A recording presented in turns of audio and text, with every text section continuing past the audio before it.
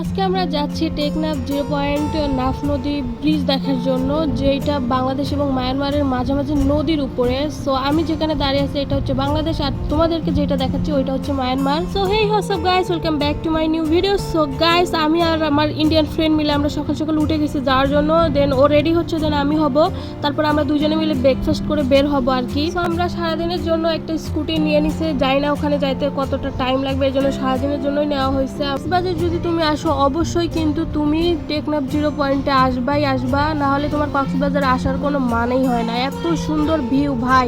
আমরা পুরো একদম 0 পয়েন্ট ছেড়ে অনেকটা দূরে চলে আসছি, শহর ছেড়ে ধরতে গেলে গ্রামের দিকে ঢুকে গেছি। ফাইনালি আমরা চলে আসছি, এই যে এইটা হচ্ছে নাফ নদী, আর নাফ নদীর উপরে এই ব্রিজটা, যেটা দুই দেশকে ভাগ করে রাখছে এই নদীটা।